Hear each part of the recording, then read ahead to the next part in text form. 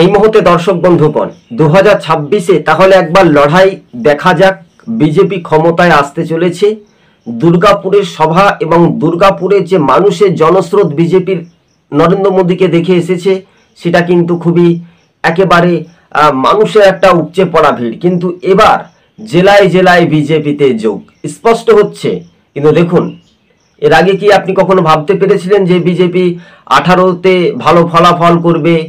পঞ্চায়েতে যখন বিরোধী রাজনৈতিক দলগুলিকে মারধর শুরু করলো রাজ্যের শাসক দল, তবে শীত গ্রীষ্ম বর্ষা বিজেপির দিকেই মানুষ কিন্তু একের পর এক ভরসা রাখছে। স্বাভাবিকভাবে তেমনি হিন্দু ভাই বোনেরা বিজেপির পক্ষে কিন্তু একটা ভোট যাচ্ছে।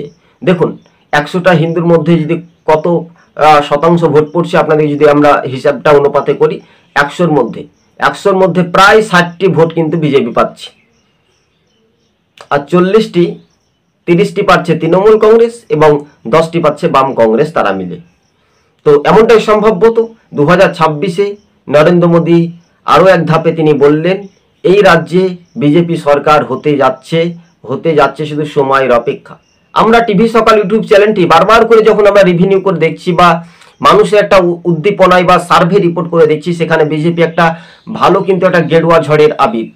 দেখুন, অন্যান্য রাজ্যে যে রাজ্যে বিজেপি ক্ষমতায় রয়েছে সেই রাজ্যের আইন শৃঙ্খলা পরিস্থিতি আর আমাদের পশ্চিমবঙ্গের আইন শৃঙ্খলা, দেখুন অন্যান্য রাজ্যে অনুমতি মিলে, যদি আমরা একটি রাজ্যের কথা বাদ দিলেও সেটাই কিন্তু রাজ্য রাজনীতি, তাহলে শুধু ত্রিপুরাটা বাদ দিলাম, কিন্তু বাকি রাজ্য সবই শান্তিপূর্ণভাবে থাকে। মিনিমাম যেইটুকু কথা সেইটুকু আপনাদের বলতে হচ্ছে। কিন্তু দেখুন, তৃণমূলকে ভোটটা দিয়ে আপনি কি পেলেন? আমাদের রাজ্যে যখন গণতন্ত্র নেই, বিরোধী রাজনৈতিক দল বিজেপি যখন কোনো একটা সভা বা কোনো একটা রাজনৈতিক দল করতে যাবে, তাদেরকে অনুমতি নিতে হয় কোথায়? হাইকোর্টে। এই রাজ্যের পুলিশ কদর্য ভাষায় যেভাবে পুলিশকে গালিগালাজ করে, সেটা শাসকের পক্ষে খুবই ভালো। এবার 2026-এ একটা বড় মাপের র্যাঙ্কিং হচ্ছে ভারতীয় জনতা পার্টি বিজেপি পশ্চিমবঙ্গে ক্ষমতায় আসছে খুবই শীঘ্রই, একেবারে সংখ্যাগরিষ্ঠতা আসন নিয়ে। আপনি বলবেন কেন? দেখুন, পৌরসভা এলাকাতে তৃণমূল গোহারা হারবে একেবারে স্পষ্টভাবে আপনারা দেখতে পাবেন, এবং সেটাই নিয়ে বাস্তবে কিন্তু একটা রাজ্য রাজনীতির মধ্য দিয়ে একটা দেখা যায় মুখ্য বিবরণ। কিন্তু এই যে মুখ খোস খুলে যাচ্ছে শাসক দল তৃণমূলের, দেখুন আহা কি জ্বালারে, বাংলা থেকে শাসক দল পালার স্পষ্ট হচ্ছে।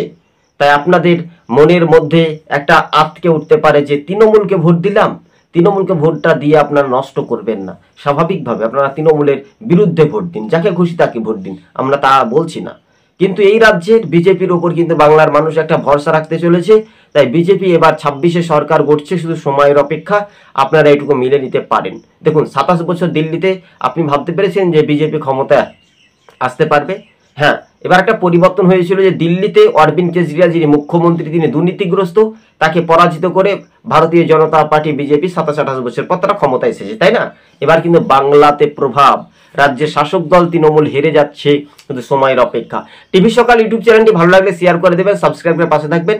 এবং আপনাদেরকে আরও একবার জানিয়ে রাখি, রাজ্যের শাসক দল তৃণমূল ছেড়ে বহু কর্মী সমর্থক বিজেপিতে আসছেন, বহু অসংখ্য।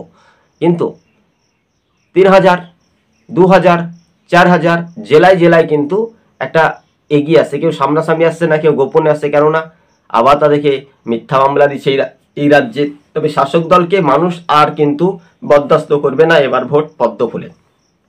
তাই 26-এ ফুটবে পদ্ম ফুল, বাংলা ছাড়তে হবে তৃণমূল। এটা একটা রাজনৈতিক সমীকরণ দেখা যাচ্ছে পশ্চিমবঙ্গের মাটিতে। ধন্যবাদ।